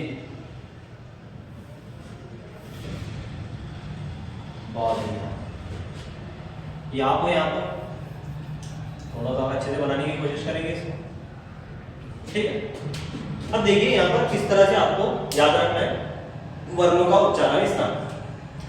तो ये जो है सबसे पहले मराठी में चीजें देखिए, इसको क्या कहते हैं, ये जो पार्ट होता है अलग, इसको कंठ भी कहते हैं। बहुत सारे लोगों का सुना होगा कंठी पकड़ लिया नहीं, तो ये जो है तो कंठ है, इसको क्या कहते हैं, कंठ। क्या कहते हैं, कंठ। कंठी जो होती है ये कंठ है। ऐसे वर्ण जो यहाँ से बोले जाएंगे इसको कंठ वर्ण कहेंगे। उसके बाद में हमारे पास में जैसे हम लोग ऊपर आते हैं, देखिए ये मुंह है, ये ऊपर तालु है आपका, ठीक है, ये आपका इसोफेगस, ये नीचे जा रहा है, लैरिंक्स, फेरिंक्स, इसोफेगस ये होते हुए नीचे जा रहा है। तो देखिए ये कंठ हो गया। सबसे पहले ये आप देखिए बात, ये आपके जो होठ है, होठ को हम कहते हैं ओष्ठ, मराठी में क्या कहते हैं, ओष्ठ, होठ को। उसके बाद में यहाँ पे दांत भी होंगे, दांत को क्या कहते हैं, दंत। इसी तरह से जैसे होठ के बाद में दांत आ गए, दांत के बाद में जैसे हम मुंह देखते हैं, मुंह के अंदर आप लोगों को दिखाई देगा यहाँ पे सामने का पोर्शन, तालू के सामने का पोर्शन, इसको हम लोग कहते हैं, ये जो तालू के सामने का पोर्शन है, जहाँ पे आप जैसे दबा लगाते हैं, थोड़ा सा आपको कुरकुरा लगेगा, लंबी लंबी धारें आपको टच होगी जबान के ऊपर। तो ये पार्ट जो है इसको हम कहते हैं मूर्धा। मूर्धा तालु के सामने वाला पार्ट, ये होता है आपका तालु। क्या होता है? तालु। ठीक है, तो कुछ ये 5 स्थान है। 5 कैसे देखिए, ये दांत हो गए, फिर होठ हो गए 2, फिर मूर्धा 3, फिर तालु 4 और ये कंठ 5। तो ये 5 स्थान यानी कि 5 ऐसी जगह है, ये 5 जगहों से ही हम लोग क्या करते हैं, वर्ण का उच्चारण करते हैं। वर्णों को जो हम बोलते हैं यही 5 जगह से बोलते हैं। कैसे बोलते हैं? देखिए, कोई वर्ण बोला जा रहा है, अगर से उसकी आवाज जो है कंठ से आ रही है तो कंठ्या वर्ण हो गया। अब ये आपको बताता हूं मैं धीरे धीरे। तो सबसे पहले देखिए हमारे पास में आता है को वर्ग। अभी हम लोगों ने देखा को वर्ग। को वर्ग में आता है हमारे पास में को, ख, ग, घ, अंग। आप इन्हें बोलने का प्रयास करिए, जैसे बैठे हो ना आप लोग वहां पे बोलिए क, ख, ग, घ, अंग। तो देखिए इसकी जो आवाज निकल रही है यहां से निकल रही है, ये कंठ जो है यहाँ पे आपका वाइब्रेशन हो रहा है। क, ख, ग, घ, अंग। बार बार बोलिए को, ख, ग, घ, अंग। आवाज जो है एक कंठ से आ रही है। कहां से आ रही है? कंठ से आ रही है। कंठ से आ रही है, यहाँ से आवाज आ रही है, तो इसे क्या कहा जाएगा? कंठ्या वर्ण। क्या कहा जाता है? कंठ्या वर्ण। क्या आप लोगों को याद करने की जरूरत पड़ी? नहीं। कंठ्या वर्ण क्या ये याद करने की जरूरत पड़ी? नहीं, बिल्कुल भी नहीं पड़ी। क्यों नहीं पड़ी? क्योंकि हमने इसको रटा नहीं है, इसे समझा है कि ये जो है क, ख, ग, घ, अंग जैसे बोला जा रहा है तो हमारा जो है ये कंठ में वाइब्रेशन हो रहा है, हमें पता चल रहा है यहाँ से आवाज निकल रही है, तो इसको याद करने की जरूरत ही नहीं। ये कंठ्या वर्ण है। अगर से आप भूल भी जाते हो एग्जाम के समय, पढ़ते समय, तो बस बोलिए क, ख, ग, घ, अंग। ऑब्जर्वेशन कीजिए आवाज कहां से आ रही है? कंठ से आ रही है। आपको याद करने की जरूरत नहीं पड़ेगी, कंठ्या वर्ण। फिर आता है हमारे पास इसी तरह से च वर्ग। च वर्ग आता है जिसके अंदर आता है हमारे पास में च, छ, ज, झ, य। अब देखिए जैसे मैं बोल रहा हूं, आप भी बोलिए च, छ, ज, झ, य, च, छ, ज, झ, य, च, छ, ज, झ, य। आप देखेंगे कि आपकी जो जबान है ये तालु को चिपक रही है। कहां चिपक रही है? तालु। च, छ, आपकी जो जबान है साइड से आपको ऊपर तालु को चिपक रही है। च, छ, ज, झ, य। तो ये तालु को जबान चिपक रही है तो क्या हो गया? जबान यहाँ पे चिपक रही है तो ताल्य वर्ण हो गया। क्या हो गया? ताल्य वर्ण। क्या ये याद करने की जरूरत पड़ी? नहीं, बिल्कुल भी नहीं पड़ी। नेक्स्ट आता है हमारे पास में टो वर्ग। टो वर्ग। टो वर्ग के अंदर आता है हमारे पास में टो, ठ, ड, ढ, न। तो देखिए बोल के देखिए ट, ठ, ड, ढ, न। तो आपकी जबान जो है यहाँ पे तालु के जो सामने का पोर्शन है वहां पे चिपक रही होगी। आप बोल के देखिए ट, ठ, ड, ढ, न। तो जबान सामने चिपक रही है, तो इसको याद रखना है। ये सामने का जो पोर्शन है इसे हम लोग क्या कहते हैं? मूर्धा कहते हैं। ये क्या हो गया? सीधा सीधा मूर्धन्य वर्ण। मूर्धा वर्ण कहते हैं, मूर्धन्य वर्ण कहते हैं। क्या याद करने की जरूरत पड़ी? नहीं। भूल भी गए तो क्या बोलना? ट, ठ, ड, ढ, न। तो क्या होगा? आपके मुर्दे पर जबान चिपक रही है, मुर्दा जो पोर्शन है सामने का। वैसे याद नहीं रहता तो आप एक ट्रिक लगा लीजिए ट, ठ, ड, ढ, न। जबान थोड़े से ऐसा लग रहा होगा कि मुड़ रही है अंदर, तो मुड़ रही है तो मुड़ से याद रखना मूर्धन्य वर्ण। बात खत्म हो जाएगी। फिर आता है तो वर्ग। तो, थ, दो, धो, न। तो, थो, दो, धो, न। तो बोलिए तो, थो, दो, धो, न। तो, थो, दो, धो, न। तो जबान का चिपक रही है, आपके दांतों को अंदर से चिपक रही होगी। यहाँ पे यहाँ कहीं जो सामने के दांत है त, थ, द, ध, न, सामने के दांतों को आपकी जबान चिपक रही होगी। तो सामने दांत को चिपक रही है तो क्या हो गया? दंते वर्ण। ये याद करने की जरूरत पड़ी? नहीं। फिर लास्ट का आता है को वर्ग। को, फो, बो, भो, म। अब ये को वर्ग आ गया। को, फो, भो, भ, म। कुछ ही नहीं हो रहा है, होठ के ऊपर होठ लग रहा है, होठ के ऊपर होठ लग रहा है। को, फो, भो, भ, म। को, फो, भो, भ, म। होठ के ऊपर होठ चिपक रहा है। होठ को हम क्या कहते हैं? ओष्ठ कहते हैं। तो क्या हो गया? ओष्ठ्य वर्ण। ओष्ठ्य वर्ण। क्या याद करने की जरूरत पड़ी? नहीं। भूल भी जाओ तो बोल दो को, फो, भ, भ, म। देखो कहां पे? होठ के ऊपर होठ चिपक रहा है तो क्या हो गया? ओष्ठ्य वर्ण। तो कुछ इस तरह हमारे पास में हमने देख लिया वर्णों का उच्चारण स्थान, कौन से वर्ण कहां से बोले जाते हैं। ठीक है, इसके बाद में आपके सिर्फ 2 ही पॉइंट बचते हैं और चैप्टर खत्म हो जाता है। आप लोगों ने इसकी डायग्राम बना ली होगी, आप लोगों ने लिख लिया होगा, ऐसा मैं मानता हूँ। नहीं लिखा है तो आपसे बड़ा बेवकूफ कोई नहीं है। लिखना बहुत ज़्यादा ज़रूरी है। ऐसे नोट्स आपको कहीं पर नहीं मिलेंगे। मैं बहुत मेहनत से यहाँ पे आपके सामने बना रहा हूँ, आपके सामने लिख रहा हूँ। ये आपकी गलती है अगर से आप भूल रहे हो तो। ठीक है, नेक्स्ट पॉइंट देख लीजिए मुझे क्या है। इसके बाद में एक और पॉइंट था जिसके अंदर आप क्या देखते हैं, स्वरों के रूप देखते हैं, जैसे कि ह्रस्व स्वर, दीर्घ स्वर, ये भी पॉइंट देख लेंगे। ये पॉइंट कौन से है तो एक बार देखने दीजिए मुझे। उच्चारण स्थानीय, स्वरों के भेद, और इसके बाद में बस यत्न दुविधा के खेल खत्म है। ठीक है, स्वरों के भेद यानी कि स्वरों के मात्रा के आधार पे किस तरह से हमने स्वरों को बांटा है, देखने तो मुझे एक बात क्या है तो उच्चारण काल अथवा मात्रा के आधार पे। हाँ वही है। तो देखो बस दो ही पॉइंट बचे, स्वरों के भेद, व्यंजन के भेद, और लास्ट का पॉइंट है आखिरी हमारा यत्न दुविधा की चक्कर खत्म है। देखिए स्वरों के भेद, स्वरों के भेद फटाफट करना होगा। शुरू है, एक बार चेक कर लो सर। शुरू है ना पक्का? अच्छा ठीक है, थैंक यू सर। स्वरों के भेद, देखिए स्वरों के उच्चारण काल या फिर यानी कि इसको बोलते हैं अथवा मात्रा के आधार पर स्वरों के 3 प्रकार माने गए हैं। स्वरों के भेद, स्वरों के उच्चारण काल अथवा मात्रा के आधार पर स्वरों के 3 प्रकार माने गए हैं। यानी कि स्वरों के हमने 3 प्रकार माने हैं मात्रा के आधार पे। क्या कोई स्वर एक मात्रा वाला है, कोई 2 मात्रा वाला है, जैसा कि ओ नॉर्मल 1 मात्रा का उसको समय लगता है बोलने में, आ 2 मात्रा का समय लगता है, इस तरह से। तो हमने 3 स्वरों में को 3 प्रकार में बांटा है। जैसा कि सबसे पहले आता है हमारे पास में, मैं आपको टेबल के फॉर्मेट में यहाँ बता देता हूँ तीनों की। सबसे पहले आता है ह्रस्व स्वर,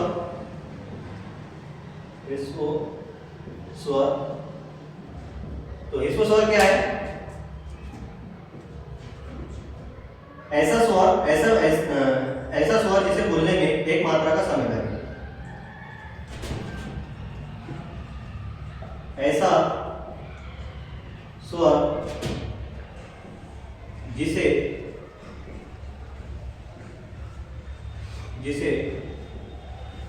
बोलने में केवल सिर्फ और सिर्फ केवल 1 मात्रा का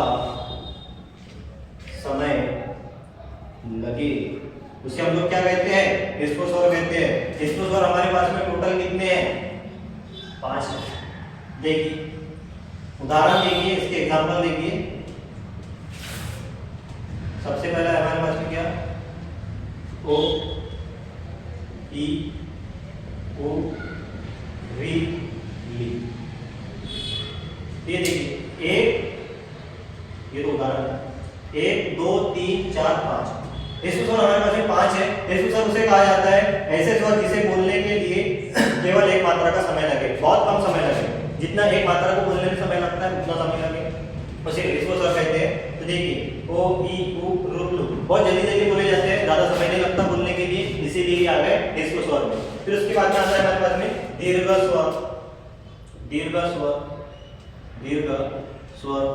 दीर्घ स्वर किसे कहते हैं? ऐसे स्वर जिनका उच्चारण करने में, जिन्हें बोलने में 2 मात्रा का समय लगे, 2 मात्रा का समय लगे। ठीक है, ये आपने लिख लेना पूरा, ऐसा कैसा ऐसे भी वापस आते हैं। तो 2 मात्रा का समय लगे, ऐसे कौन से? ये टोटल हमारे पास में 8 होते हैं।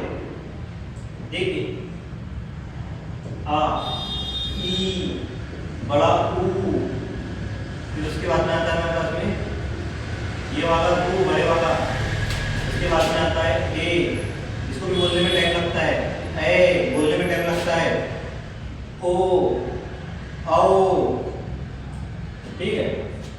1 2 3 4 5 6 7 8, तो ये आ गया हमारे पास में दीर्घ स्वर में। इन्हें बोल ऐसे स्वर है जिनका उच्चारण करने में हमें 2 मात्रा का समय लगता है, इसके मुकाबले डबल का समय लगता है। ये आ गया दीर्घ स्वर। उसके बाद में आता है क्लूत स्वर। क्लूत स्वर, क्लूत स्वर किसे कहते हैं? ऐसे स्वर जिनका उच्चारण करने में 3 मात्रा का समय लगे। कितने मात्रा का? 3 मात्रा का समय लगे। 3 मात्रा का समय लगे। अब ऐसा सर ऐसा क्या है 3 मात्रा का समय कैसे लगेगा? तो देखिए इनका जब भी उच्चारण किया जाता है मतलब ऐसा क्लूत स्वर है यानी 3 मात्रा वाला स्वर है, कैसा पता चलेगा? तो हमेशा याद रखना उसके आगे ऐसा 3 लिखा हुआ होगा। फॉर एग्जांपल ओ, और वो के आगे ऐसा 3 लिखा हुआ है, ई के आगे ऐसा 3 लिखा हुआ है। कंफ्यूजन नहीं होना है, आपको समझ जाना है कि वो के आगे 3 लिखा हुआ है यानी कि ये 3 मात्रा को दर्शा रहा है। यहाँ पे 3 मात्रा है यानी कि ये जो है क्लूत स्वर की एग्जांपल है। काय की एग्जांपल है? क्लूत स्वर की एग्जांपल है। बस इतना ही, तो बोलने में समय लगेगा इस तरह से। तो ये हो गया हमारे पास में स्वरों के भेद। अब इसी तरह से व्यंजन के भेद आते हैं। व्यंजन के भेद आते हैं। देखिए व्यंजन के भेद भी आप लोगों को बताता हूं किस तरह से व्यंजन के भेद आते हैं। व्यंजन के भेद किस तरह से आते हैं?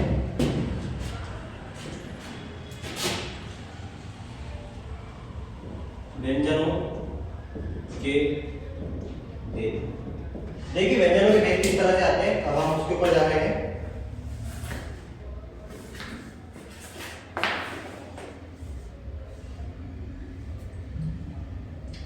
तो ये जो व्यंजनों के भेद है इसको समझाने से अच्छा यत्न द्विधा के अंदर ये दोबारा से ही रिपीट होगा, यही कंसेप्ट। तो मैं चाहता हूं कि इसको जो है ना ही बताऊं और यत्न द्विधा के अंदर इसको डायरेक्ट ऐड कर दूं, क्योंकि वही स्पर्श और स्पृष्ट एक ही जैसे है। स्पृष्ट हमारा यत्न द्विधा के अंदर होता है, स्पर्श इसके अंदर होता है। अभी स्पर्श और स्पृष्ट होता क्या है ये मैं आपको डायरेक्ट यत्न द्विधा में बता देता हूं, यानी कि अभ्यंतर और बाह्य प्रयत्न के अंदर, ठीक है।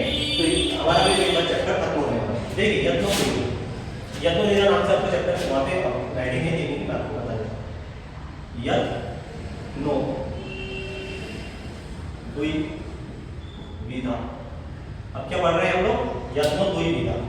लास्ट टॉपिक है, चैप्टर खत्म होने में है और आई होप आप सभी लोगों को बहुत मजा आ रहा होगा, अच्छे तरीके से नोट्स बन रहे होंगे। अब अगर से लेक्चर पसंद आ जाए तो प्लीज बार बार बोलने मत लगा, चैनल को लाइक करो, सब्सक्राइब करो। यत्नो द्विधा इसको मैं तोड़ता हूं तो देखो यत्नो द्विधा में क्या है? सबसे पहले यत्न है। यत्न जो है आप इस यत्न जो है एक संस्कृत का वर्ड है और यत्न का मतलब होता है प्रयत्न करना।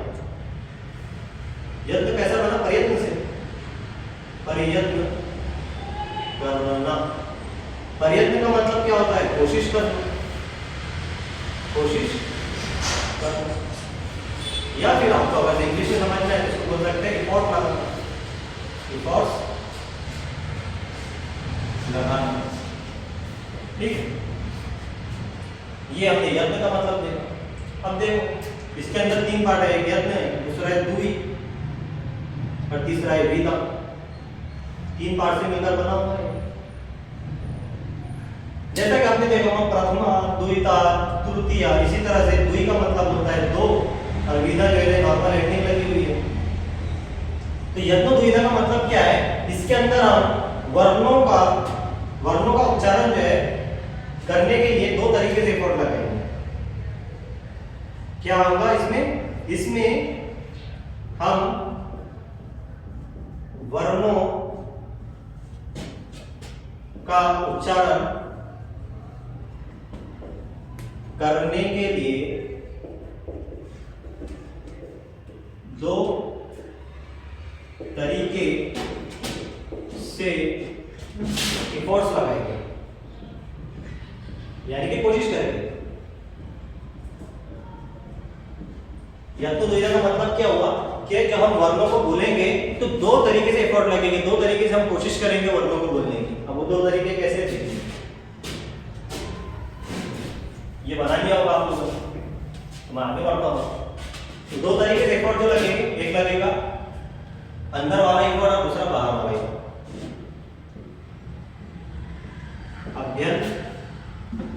अभ्यंतर पर्यंत और दूसरा होगा बाहर से इफोर्ट लगने होगा, बाह्य पर्यंत। ठीक है, अभ्यंतर पर्यंत और बाह्य पर्यंत। अभ्यंतर का मतलब होता है अंदर, और पर्यंत का मतलब होता है एफर्ट से, कोशिश करना। इसी तरह से बाह्य का मतलब होता है बाहर, और प्रयत्न का मतलब होता है कोशिश करना। क्या है भाई, ये अंदर से कोशिश करना, बाहर से कोशिश करना। यानी कि हम जो है तो वर्णों को जब बोलेंगे तो हम अंदर से बोलने की कोशिश करेंगे वर्णों को। जब वर्णों को हम बोलेंगे अंदर से, जब हम बोलेंगे कोशिश करेंगे अंदर से, जब आवाज आएगी तो उसको हम कहेंगे अभ्यंतर पर्यंत। यानी कि जब हम वर्णों का उच्चारण करेंगे, जब हम वर्णों को बोलेंगे तो आवाज जो है तो अंदर से आएगी वर्णों की। फिर इसी तरह से जब हम वर्णों को बोलेंगे जिसमें बाहर से चीजें की सुर ध्वनि सुनाई देगी, उसको बाह्य पर्यंत में डाल देंगे। अभ्यंतर पर्यंत टोटल हमारे पास में 5 होते हैं और बाह्य पर्यंत टोटल हमारे पास में 11 होते हैं। ठीक है, तो सबसे पहले मैं आता हूं अभ्यंतर पर्यंत के ऊपर, फिर बाह्य पर्यंत। देखिए करके सारी चीजें समझने की कोशिश करेंगे। तो सबसे पहले देखो अभ्यंतर पर्यंत, पहले बात अभ्यंतर पर्यंत। अभ्यंतर पर्यंत किस तरह से आपको याद रखना है, अभ्यंतर पर्यंत किस तरह से आपको याद रखना है। अभ्यंतर पर्यंत सबसे पहले हमारे पास में टोटल 5 होते हैं, यानी कि 5 तरीके से जो है तो हम अंदर से 5 अलग अलग तरीके से बोलते हैं। सबसे पहला देखो, सबसे पहले आता है हमारे पास में स्पृष्ट। सबसे पहला है स्पृष्ट। क्या है स्पृष्ट? सबसे पहला वाला स्पृष्ट। अब स्पृष्ट होता क्या है? जब हम वर्णों का उच्चारण करेंगे, जब हम वर्णों का उच्चारण करेंगे तब क्या होगा? जीभ जो है, जीभ या फिर जीभ बोलो आप उसको, आपकी जो जबान है, जो जीभ है, वो क्या होगी? मुख के, यानी कि मुंह के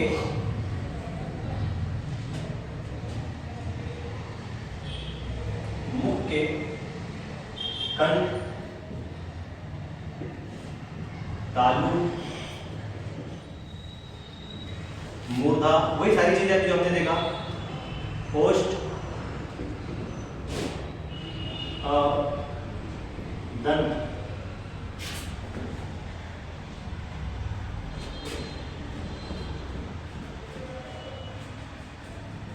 को स्पष्ट करेगी।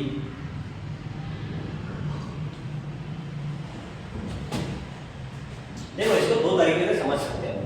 अभ्यंतर पर्यंत देख रहे हैं हम लोग, यानी कि वर्णों का जब हम उच्चारण करेंगे, जब हम वर्णों को बोलेंगे तो अंदर से जो पर्यंत होगा, जब हमारे ऊपर अंदर से लगेंगे, जब हम लोग अंदर से कोशिश करेंगे बोलने की, तो सबसे पहले कोशिश होगी स्पृष्ट, यानी कि जब हम वर्णों का उच्चारण करेंगे तब जो जीभ है आपकी, जो आपकी जबान है, तो वो क्या होगा? मुख के अलग अलग जगह पे, जैसे कि कंठ से आपकी आवाज आएगी, आपके जो है जबान है दांत को लगेगी, अलग अलग जगह पे आपका जो है तो क्या होगा? स्पष्ट करेंगे, अलग अलग जगह पे चिपकेगी, अलग अलग जगह से स्पष्ट करते हुए आपकी जो है आवाज निकलेगी। इसको अभ्यंतर, स्पष्ट टाइप ऑफ अभ्यंतर पर्यंत कहते हैं।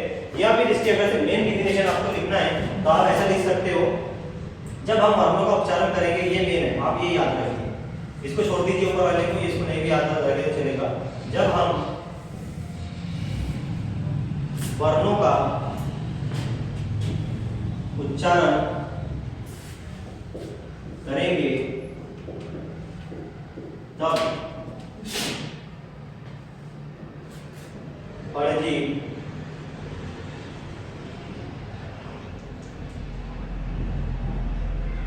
वाइब्रेट होगी।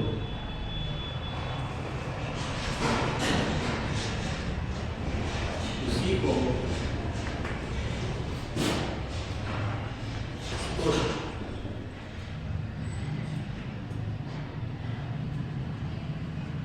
स्पष्ट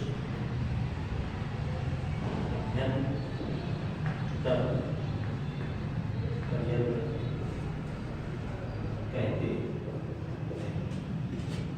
ठीक, तो देखिए जब हम वर्णों का उच्चारण करेंगे तब पणजीभ जो है तो वाइब्रेट होगी, उसी को हम लोग स्पष्ट अभ्यंतर प्रयत्न करेंगे।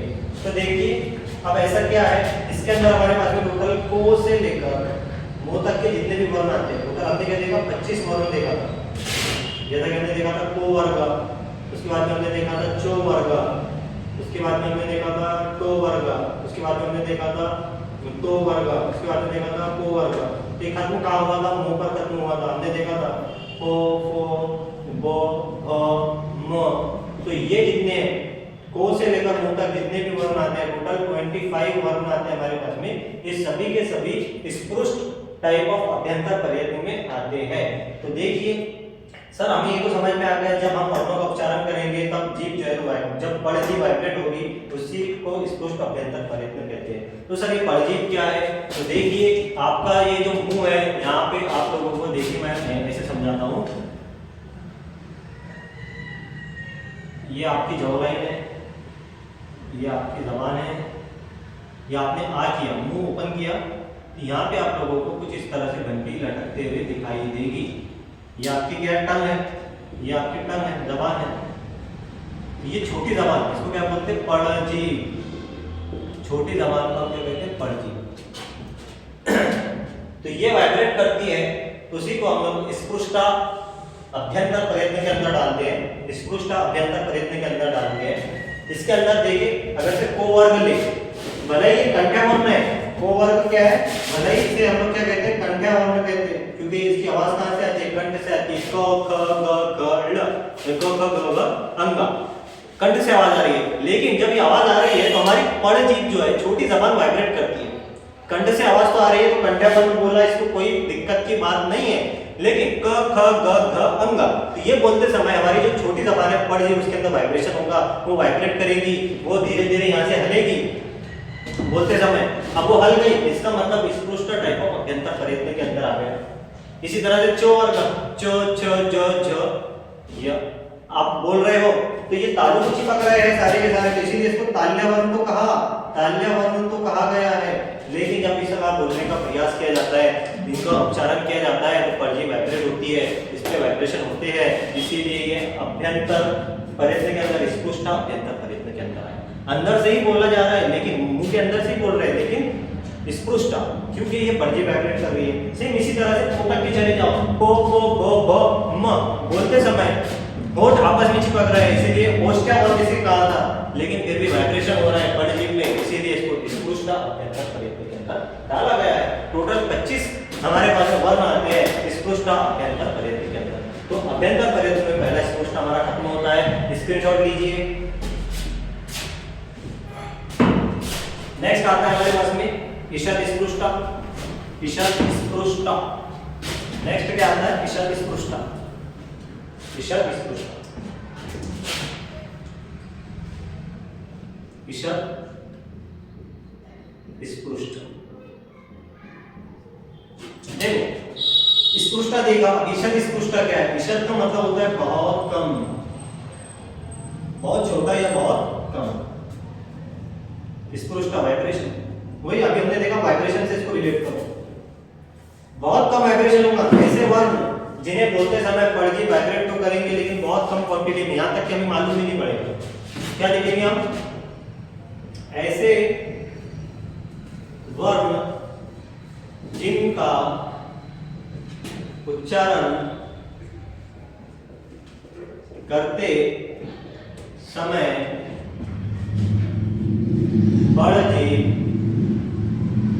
वाइब्रेट होगी होगी, नहीं होगी ऐसा नहीं है, लेकिन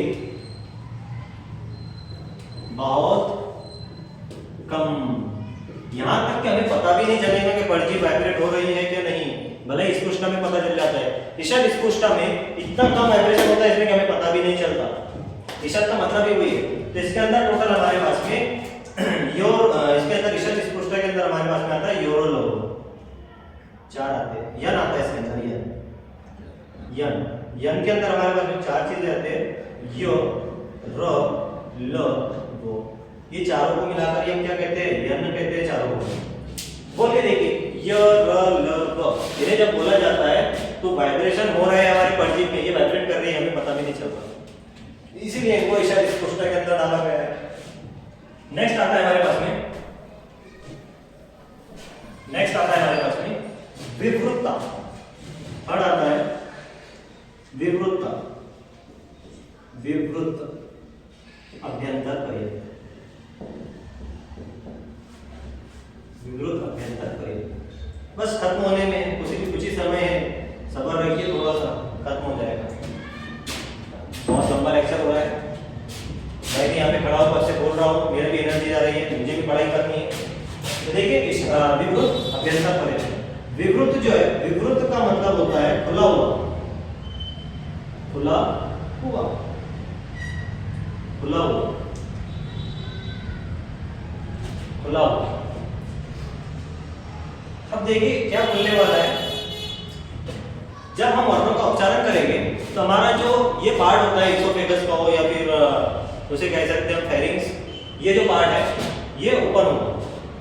बोलते समय ये अंदर से खुलेगा, मुंह नहीं खुलेगा, ये फेरिंग्स, ये जो आपका पार्ट है अंदर का, ये ओपन होगा वर्णों को बोलते समय, उसी को हम लोग विवृत्त अभ्यंतर पर्यंत कहेंगे।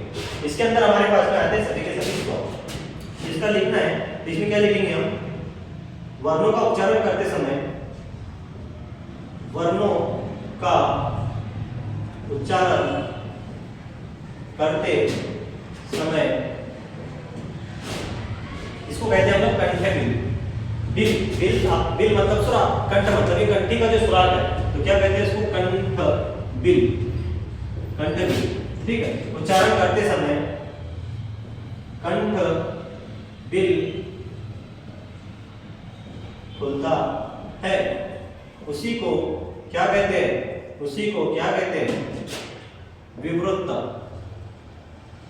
उसी को हम लोग विवृत्त अभ्यंतर पर्यंत कहते हैं, अभ्यंतर पर्यंत कहते हैं। वर्णों का उच्चारण करते समय जब कंठबिल आपका जो खुलता है, कंठबिल खुलेगा तो उसे हम लोग कहेंगे विवृत्त अभ्यंतर पर्यंत। इसके अंदर सभी के सभी स्वर आते हैं, जैसा कि ओ, आ, ई, उ, री, ली, ये सारी चीजें आती हैं। ठीक है, जितनी भी चीजें हैं ये सारी चीजें आएंगी उसके अंदर विवृत्त अभ्यंतर पर्यंत के अंदर। ठीक है, जैसे आप लोग बोलेंगे ओ, आ, ई, उ, तो आपका जो कंठबिल है, आपका जो फेरिंग्स है, ये खुलता जा रहा है, ये खुलेगा तो उसे हम लोग विवृत्त अभ्यंतर पर्यंत कहेंगे। लाइट जा चुकी है और बहुत लंबा हमारा यहाँ पे लेक्चर हो चुका है, तो मैं आप लोगों से माफी चाहूंगा। यहाँ पे मेरा चैप्टर पूरा खत्म होने वाला था, बस कुछ ही पॉइंट बचे हुए हैं।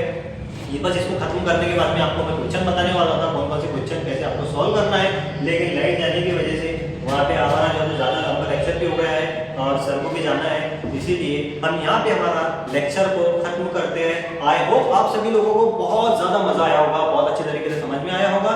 तो कुछ इसी तरह से हमारे साथ में बने रहिए।